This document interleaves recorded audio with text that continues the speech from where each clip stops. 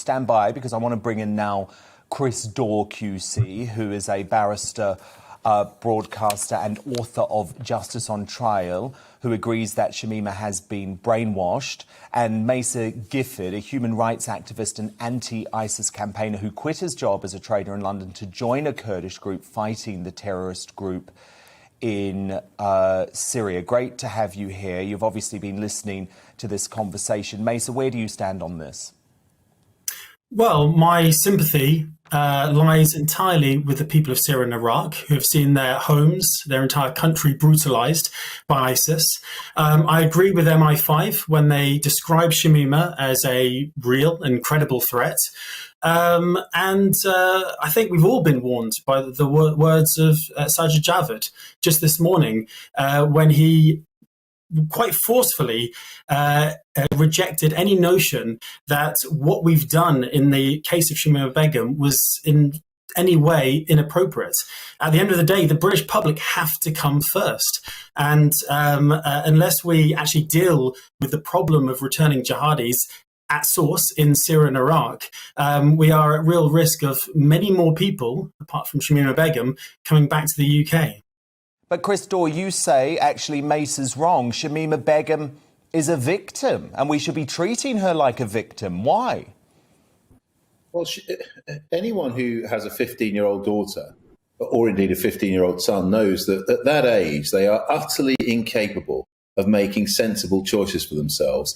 And when grooming gangs, which ISIS was a prime candidate and a prime example of the most extraordinary forms of manipulation and grooming of young people and young women in particular, when they get involved with children of that age, just as when drug dealers get involved with 15-year-olds, or indeed sexual groomers get involved with 15-year-olds, they do all sorts of things which are extraordinarily damaging to themselves. And the person who suffered the most in all of this is Shamima Begum. She's a young woman who's lost 3 babies who've died.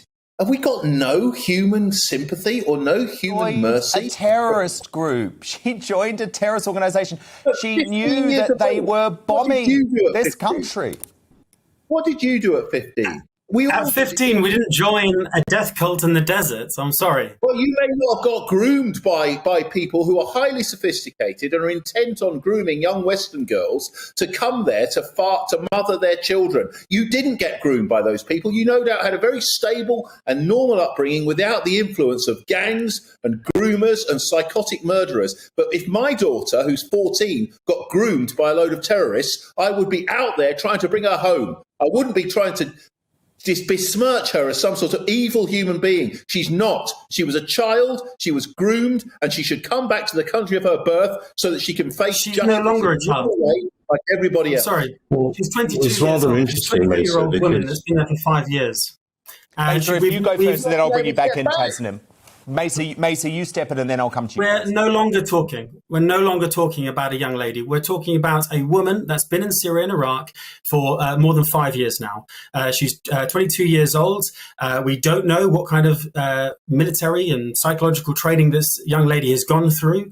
As I said, we have to listen to the authorities on this one. We have to listen to the experts. MI5 have said she's a real and credible threat.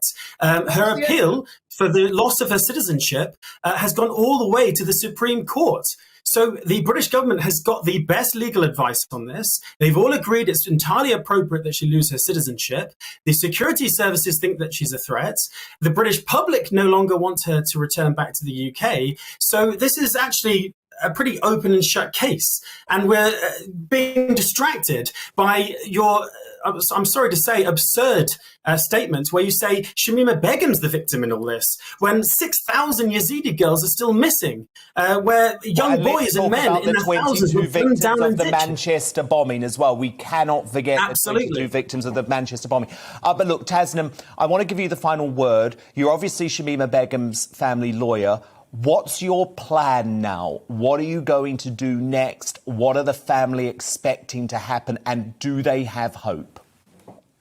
Well, Shamima Begum's lawyer is Gareth Pearce, so they're bringing the case in the Syriac courts, and that's trundling on. The point that I wanted to come in on was that Shamima Begum was 15 when she joined a terrorist organisation. That's true. But Mesa's an adult human being who joined the YPG, which is a terrorist affiliate organization, according to Turkey and the United States, which is affiliate to the PKK. I'm sorry, no, it's not. The UK government also had arrested a number of people who joined the YPG. So are you suggesting on one hand that UK police were wrong to arrest people who joined the YPG, the same organisation you joined?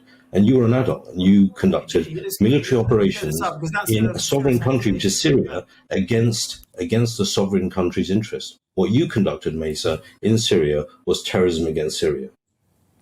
All right, That's look, we're speaking about Shamima Begum tonight, but we will continue this debate. Thank you so much all for being here. That was Tasmin Akumji, Shamima Begum's family lawyer, Chris Daw QC, the barrister and author of Justice on Trial, who says it's Shamima Begum who's the victim, and Mesa Gifford, who fought the Islamic State in Syria alongside Kurdish forces.